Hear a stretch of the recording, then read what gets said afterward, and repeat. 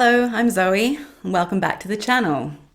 Today we're going to Australia via the Philippines, both beautiful places that I've never been to yet. This is an extremely odd case featuring an extremely odd man. And trigger warning, if you're susceptible to second-hand embarrassment, you might want to skip this one.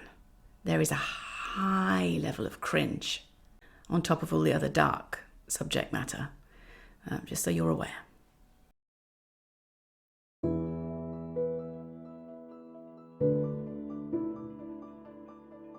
Theodore Gonzales was born in 1954 in Baguio. That's a town about 250 kilometers north of Manila in the Philippines. He had 3 siblings and was known as Teddy. The family weren't rich by any stretch of the imagination, but Teddy was a really hard worker and staunchly determined to make the best of any opportunities that were afforded to him. He got into law school and passed the bar. When he was only 23, he met another student, 18-year-old Mary Claridades, who used her middle name, Loiva. So Loiva was the eldest of 6 children and was by all accounts a gentle, soft-spoken woman. She and Teddy dated, and within a year they were married. In 1980, they had a son who they named Sef. Apparently there was some sort of special meaning or story behind their choice of name, but they didn't tell him, and they said they planned to share that with him on his 21st birthday. Spoiler, he never found out. By 1983, their daughter Claudine had also arrived. Both Teddy and Loiva worked. As mentioned, Teddy in particular had a very strong work ethic and was determined to make enough money so that the family was financially secure and they didn't want for anything. He and Loiva worked together in real estate and then in property development. In 1989, they opened the Queen Victoria Hotel in Baguio. And that was a 4-story, 40-bedroom hotel, and the family also lived on site. Disaster struck in 1990, and the hotel collapsed during the Luzon earthquake. Mother, father, and daughter escaped unscathed, but Sef was trapped in the rubble. Incredibly, Teddy managed to go back inside and dig Sef out. The boy had sustained only minor injuries, and Teddy was praised as a hero. Following the incident, rather than rebuilding and staying there, the family decided to emigrate and start a new life in New South Wales, Australia. Teddy went back to law school so that he could get the necessary qualifications to practice in Australia, and subsequently opened his own law firm, T. Gonzales and Associates, specializing in immigration law. The business was very successful, and soon Teddy and Loiva had made more than enough capital to invest in their own property. They purchased land at 6 Collins Street in North Ryde, and there they built their own dream house. With regard to family life, Teddy and Loiva were fairly strict parents with high expectations of their children. They wanted them to excel, and they wanted them to put the work in themselves in order to succeed. On the one hand, they were quite generous. They provided Sef with a car when he turned 18, and they gave both children a monthly allowance, presumably so they could concentrate on their studies instead of finding part-time jobs. But they also threatened to take away these privileges should the children's grades slip or if they broke any of their parents' requirements, such as their strict no dating rule. Seth attended Parramatta High School, but far from being the straight A student his parents had hoped for, he was fairly lazy and disinterested in his academic studies. Instead, he had a passion for music and singing, and would often put his energy into these extracurricular activities. Needless to say, Teddy and Loiva were very much against this, and insisted that he concentrate on his proper education. He graduated high school and he won a place at the University of New South Wales to study medical science. His parents were pleased, and they hoped that this would be his path into med school eventually. But his heart wasn't really in it. Having satisfied his parents' requirements by getting into a university of their approval, he continued to pursue his interest in music rather than concentrating on his degree. He joined a band called Definite Vibes, and they played in nightclubs and at private parties.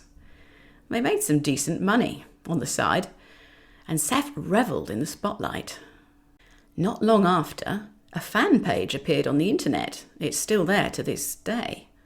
Set up by someone called Daisy Diaz, an admirer of the band, and featuring most prominently Sef.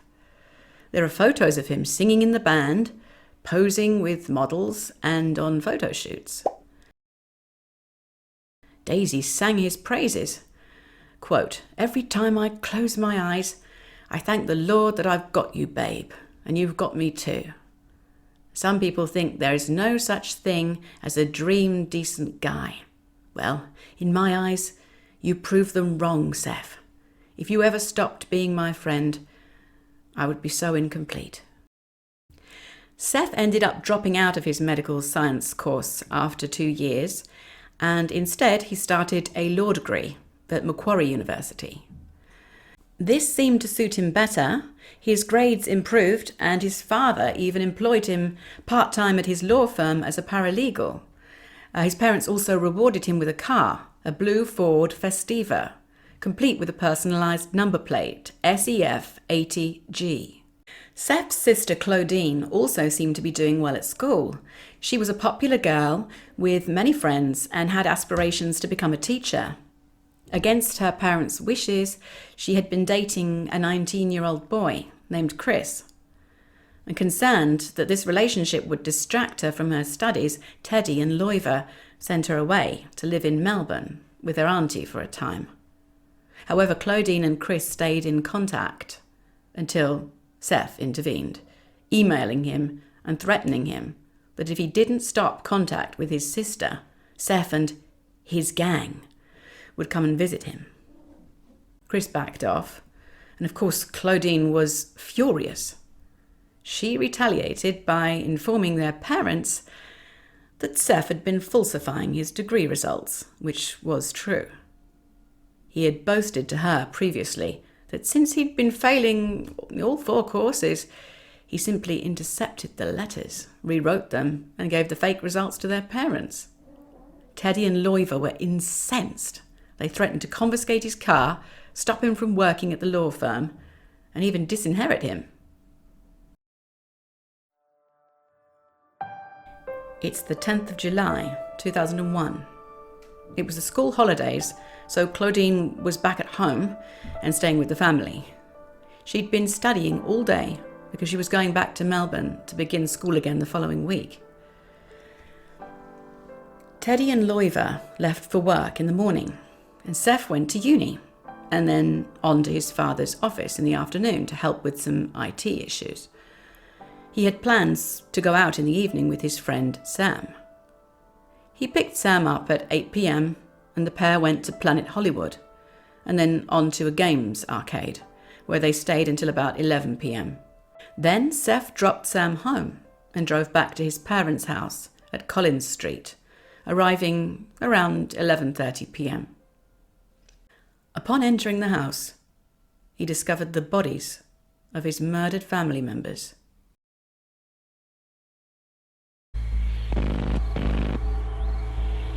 Gonzales. Please come! Someone has hurt my parents and my family. Sorry? Someone has shot my parents. Please come! What's someone's what? Someone has shot my parents. I think they're all bleeding. They're on the floor. What suburb are you in? They're not breathing. What do I do? What suburb are you in? He ran to his neighbour's house to raise the alarm and started shouting and banging on the door. Eventually 2 neighbours came outside and tried to help Sef, who was sobbing hysterically. As they waited for the ambulance to arrive, Sef suddenly got up and rushed back into the house, saying that he knew CPR and he could do something to help them. The neighbour said he followed reluctantly because he was worried that whoever had done this might still be inside, and when he saw the bodies downstairs, he knew immediately that it was far too late to save them. 46-year-old Teddy was lying in the entrance hallway, blood pooled around him. 43-year-old Loiva was lying in the adjoining living area, blood also pooled around her, and a bag of groceries dropped nearby. The neighbour ushered Sef back outside, and they waited for the emergency services to arrive. Armed police were first on the scene, and they checked and secured the house before allowing the paramedics inside. They entered and found Teddy and Loiva downstairs, and the body of 18-year-old Claudine upstairs in her bedroom. Contrary to what Sef had said on the phone, the victims had not been shot, but rather most of the injuries were stab wounds.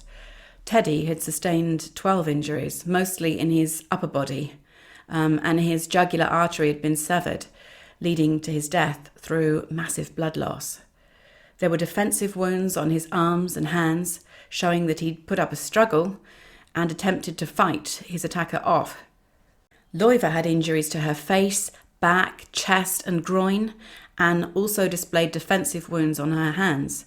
She had a 4 or 5 centimetre laceration across her throat, which had severed her windpipe, and experts later determined that this had been inflicted post-mortem. Claudine's murder appeared to be the most brutal. She'd been bludgeoned from behind with a heavy object, something like a baseball bat. Her skull was fractured, and she had sustained 5 stab wounds to her neck and 2 to her torso. Forensic analysts determined that she'd been killed at around 4 p.m. There were study books open on her desk, and it was thought that the attacker most likely struck her from behind, taking her by surprise as she was studying. Loiva left the office at around 4:45 p.m, and after dropping a colleague home, she decided to pick up a few groceries at a local store before arriving home around 5:15. She was ambushed and killed as she carried the shopping bags into the living area from the hallway. Teddy left work around 6:40, and it was established that he'd been attacked immediately as he'd entered the house. The killer also left some racist graffiti sprayed on the wall in blue paint in the living room area. While police surveyed the crime scene, Sef sat outside, crying, and asked for some rosary beads. He mentioned that as he had discovered the bodies of his parents, he'd seen 2 figures fleeing the scene. He tried to follow them, but he'd given up when they'd both disappeared from sight.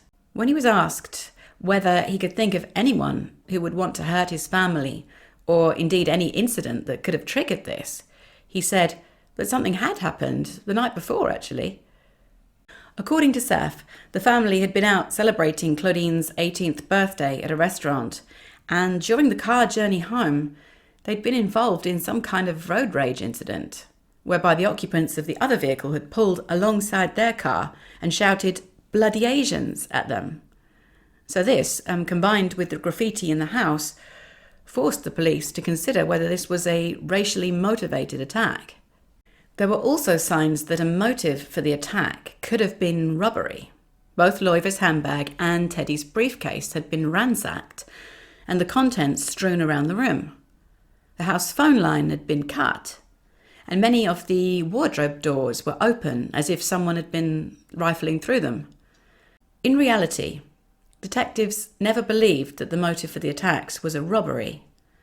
Nothing of value had been removed from the house. Loiva's jewellery was still there. Both Teddy and Loiva had cash on them, $700 and $300 respectively, in their wallets when they were attacked, and that was also untouched. Analysis determined that the contents of Teddy's briefcase had been distributed around after the attack because there was dried blood spatter underneath the items. In addition, the point of entry for the attack seemed to have been one of the fly screens in the kitchen. It was found slashed and removed outside, but detectives were unable to find any sign of dirt or shoe prints on the kitchen countertop, which, would have been a clear indication that someone had entered the house that way. Also, the time which elapsed between Claudine and Teddy's murders, almost a full 3 hours, indicated that this was extremely unlikely to have been a robbery. the perpetrator had used the bathroom to shower and clean themselves after Teddy was killed.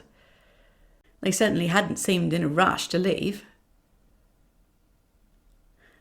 The murder weapons were later determined to have been a baseball bat and a knife, most likely one of two missing from a knife block in the family kitchen.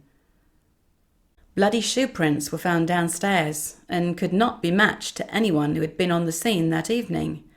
They were identified as a UK size 7 running shoe and the brand was Human. The following day, Sef was brought into the police station to give a written statement. He said that he left his father's office at 4 and had planned to meet his friend Sam at 5 p.m. Sam, however, had needed to postpone until 8 p.m, so Sef went home at 6 instead. It was raining and he sat inside his car in the carport, waiting for the rain to stop. He said he didn't see a light on in the house and it didn't look like anyone was home. So he decided to go and visit his friend instead. This friend had just moved into a new house in Kingsford, which was about a 30-minute drive away. And when asked why he didn't meet up with this person, Sef said that unfortunately he hadn't had their phone number and nor the exact address and had merely driven to the vicinity in order to try and find the house. By 8 p.m, he'd given up and driven to Sam's house to pick him up as they'd arranged, and they went on to Planet Hollywood to eat. By the 13th of July, the press had found out about the case and were clamouring for information. Sef held a press conference offering a $100,000 reward to anyone who could provide information leading to the capture of the perpetrators. There were also rumours circulating about whether someone might have had a grudge against the family.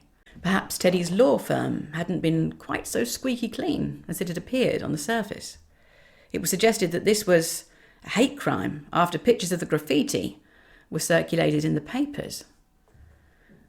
And almost as if to support this, old documents from the 1990s were rediscovered, showing that the law firm had indeed come under some scrutiny and been investigated for falsifying documents to help Filipino migrants get into Australia.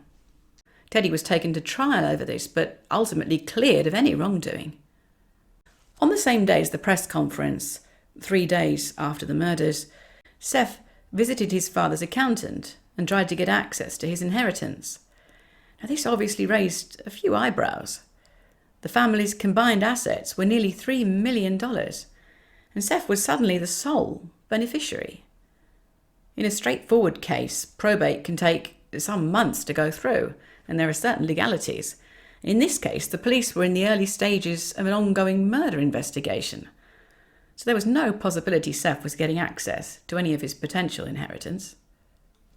The funerals were held on the 20th of July at the Holy Spirit Catholic Church in North Ryde, and about 300 people attended. Sef gave the eulogy and commented that he was particularly saddened by the fact that he would never know the story behind his name, as his parents wouldn't be around to share it with him on his 21st birthday. And then he burst into song. Papa, Mama, Dida. Sorry, I never told you all I wanted to say. People were, to put it mildly, a bit nonplussed. A few thought it was sad, but the general consensus seemed to be that his behaviour was, at best, bizarre. Police had a lot of information, but not a lot of actual evidence. They definitely hadn't ruled Sef out as a suspect, as it's often someone close to the family. He had been acting oddly since the murders, and parts of his alibi could not be substantiated, particularly that time up until he collected his friend at 8 p.m. Sam said that Sef hadn't acted unusually during their meal, but he did note that Sef hadn't eaten much, as he was still recovering from a bout of food poisoning the previous week. Incidentally, his mother, Loiva, had come down with it far worse and had been hospitalised overnight. And just to recap, in the time from 4 until 7 p.m, the same window when the murders were being committed. Sef had been driving around, looking for a house that he didn't have the address for, hoping to meet a friend he didn't have the phone number of. However, 2 witnesses came forward to call this claim into question. The first was a colleague of Teddy's, who passed by the house in order to drop some paperwork off at around 4:30 p.m. Now, he didn't ring the doorbell, but he dropped the envelope through the mailbox. We did, however, notice that Sef's distinctive car with its personalised plate was in the carport at the time. Loiva's sister Emily also visited the house a little later at around 6 p.m. She had just collected her son from a friend's house and stopped by on the way home. She said that she recalled seeing Sef's car in the carport, but that the house was dark and there was no signs of movement. She and her son went up to the front door and rang the bell anyway. After waiting a few moments, she looked to the side of the door where there was a frosted glass panel, and she thought she could see the figure of someone inside, wearing a baseball cap. She asked her son whether he saw it too, and he reassured her that it was just a coat stand. She found it odd, but they decided to leave. Strange details about the night of the murders were recorded by paramedics and police officers supporting Sef in the aftermath of his traumatic discovery. For all his crying and hysteria, detectives recalled that he hadn't actually appeared to shed a single real tear. And rather than showing genuine concern, shock, or even grief, his main worry as police were searching the house had been whether officers might discover a porn film that he'd hidden in his bedside drawer. He claimed to have given his parents CPR at the scene before running to his neighbours for help, but there was only the smallest patches of blood on his shoes and trousers, and only a trace on his sleeve. If he had attempted CPR on either parent, he would have had to kneel in a substantial pool of blood. When questioned, he explained that the blood had run off in the rain outside, and he'd wiped his hands on the grass. A spot of blue paint was also found on Sef's sleeve, and forensics later found this to be a very probable match for the paint used to spray the graffiti on the wall. In his bedroom wardrobe, they also found an empty shoebox for a size 7 running shoe, the exact same brand that had left imprints in blood at the murder scene. Sef explained that his father had actually bought them and sent the shoes as a gift to his cousin in the Philippines, but he couldn't really say why he still had the shoebox. His friend Sam said that Sef kept a baseball bat in the trunk of his car in case he ever needed to defend himself, and now that bat was missing from the car too. Police asked Sef to come down to the station and give them another account of events on the night of the murders. He was taken to the house and asked to reenact finding the bodies of his parents. Experts carefully monitored his behaviour throughout and were surprised that Sef showed little or no sign of emotion or distress when describing how he discovered the crime scene. Can I just get you to go through and somewhat detail what you did at that time? And an operator answered me straight away, and I said that I needed an ambulance. Again, I realise it's very difficult for you. If you do want to suspend any time, just indicate that. I noticed something in the living room in the couch here. We can suspend temporarily and recommence when you feel right. Okay. Continue. Yeah, okay. Friends and family were interviewed, and when asked about Sef, they disclosed some very interesting information. It became apparent very quickly that Sef was a pathological liar. He had told people that he was an expert in taekwondo, that he was a world champion kickboxer, a personal trainer, a lawyer, that he owned a property portfolio and travelled to New York frequently on business. He owned a modelling agency and was the manager of a boy band and music producer with a record deal. And of course, his fan page, run by Daisy Diaz, was determined to have been set up and run by Sef himself. Police were also made aware of the strained relationship he had had with his parents, particularly since they uncovered his lies about falsifying his grades from university. They knew how Teddy and Loiva had threatened to disinherit him and take away his car and allowance. Following the murders, Sef was awarded $15,000 by the government, which was a compensation payment made to victims of crime and was supposed to help with expenses such as funeral arrangements and provisions for rent and living costs. However, since his mother's death, he'd been driving her car and decided to spend the $15,000 to make some upgrades on it. In August 2001, Seth presented the police with an anonymous email he received, which seemed to suggest that someone had paid for a hit on the Gonzales family and inferred that Sef should have been targeted too and was lucky to have escaped. Police later confiscated Sef's laptop and found drafts of this email saved on his hard drive, indicating that he had sent the email to himself. A month later, Sef told family members that he'd been diagnosed with a brain tumour and asked an auntie in the Philippines to lend him £190,000 for surgery to save his life. After checking with the police, she refused. In October, he sold his parents' cars and his mother's jewellery and received $88,000.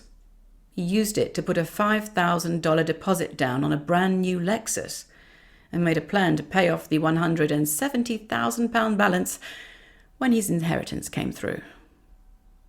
But when it became clear that he wouldn't be eligible to receive it any time soon, he cancelled the contract and settled for a cheaper car with a vanity plate which read TLCS, an initial for each of the Gonzales family members. By January 2002, Sef was warned that detectives were unconvinced by his original alibi. They attempted to get him to inadvertently give something away by getting an undercover officer to befriend him. Although this attempt didn't actually yield any concrete evidence, Seth had let slip in passing that he knew the precise times of his family members' deaths, a detail that until now had been kept out of the public domain, and that only the killer would have known. When police confronted him about his flimsy alibi, he changed his story, saying that he was actually at a brothel that night and that he'd been too embarrassed to tell the truth before. According to him, now, he left Teddy's office at 4 p.m, drove home, left the car there, and walked to a local gas station where he got a taxi to the brothel because he didn't want to risk being seen by anyone. He said the sex worker actually refused payment because she had such a great experience while servicing him. He then got another taxi home, picked up his car, and went on to collect his friend Sam. Police, who had access to Sef's phone records, contacted the taxi driver, who confirmed that he had dropped Sef off at this brothel on that afternoon. But as soon as the police mentioned that they were questioning him in regard to a triple homicide, the driver confessed that, in truth, Sef had given him $50 to lie and told him that it was in relation to a petty misdemeanor, nothing more. They also contacted the sex worker he claimed to have been with. It turned out she wasn't even working that week. At the end of May, Sef contacted police and told them that there'd been a break-in at the apartment he was staying in, and that he'd been, once again, receiving threatening emails and was afraid for his own safety. Sef contacted journalists about selling his story, telling them that his life was in danger. After being warned that it was, a bad look, asking for payment, after his family members had been murdered, he agreed to conduct the interview for free. That's big of him. The same evening, he was found lying in a gutter at the side of the road with a plastic bag next to him. At the hospital, he told police that someone had bundled him into a car, wrapped the plastic bag over his face, and struck him on the head with a piece of wood. They had warned him to withdraw the offer of money for information and to stop speaking to any reporters. However, doctors couldn't find any injuries to his head or elsewhere. Finally, on June 13th, 2002, Police were issued a search warrant for Sef's apartment, and they arrested and charged him with 3 counts of murder. Sef, as you're well aware, you've been a suspect in relation to the murders of your mother, father and sister for some time now. Yes. I want to inform you now that you are formally under arrest. He pleaded not guilty, but was refused bail, and he tried to get access to his inheritance money to fund his defence team, but was also denied. The trial began in April 2004, and it soon became clear that Sef had been planning these murders for some time. His initial idea was to poison his family. They found multiple searches on his computer for ways to poison and poisons one could disguise in food. He imported 2 types of seeds from the USA, one of which, a castor oil seed, is very poisonous when ingested. He denied knowledge of this, but police found a vial of clear liquid taped to the underside of his desk in the family home, and when it was tested, it had been cultured from one of these seeds and would certainly have proved deadly if consumed. In fact, Sef had come close to already carrying out his plan. A week before the murders, Loiva had come down with what they assumed was serious food poisoning and had symptoms severe enough to merit staying overnight in the hospital. Little did they know it had been an attempt by Sef to poison his mother. At booking, Sef's fingerprints were taken, which is standard. And what the police didn't count on was an alert in the database. His fingerprint was matched to a series of product poisoning letters sent to food manufacturers in July 2001. These letters said that their product had been contaminated with poison and was now a threat to the general public. Again, police eventually found templates for these letters and the address information on Sef's computer, leading them to believe that he'd sent the letters. They suggested that these were part of his initial plan to poison his family, and the letters were a kind of smokescreen to divert any suspicion away from him. Subsequently, Sef was also charged with threatening product contamination. So, the real timeline on the day of the murders was established. Sef finished at his father's law office at 4:20 p.m. After driving home, he took the baseball bat from his car and 2 knives from the kitchen. He went upstairs and attacked his sister Claudine, using both the bat and one of the knives. He laid a red sweater over her body and went back downstairs to wait for his parents to arrive one by one. Loiva arrived home around 5:45 and entered the property carrying a bag full of groceries. He attacked her from behind in the living room. Just then is when his Aunt Emily arrived and rang the doorbell and then looked through the window. The figure she saw, wearing the baseball cap, was in fact Sef, waiting motionless for them to leave. Not a coat stand at all. Teddy arrived home at 7 p.m. and was murdered in the hallway.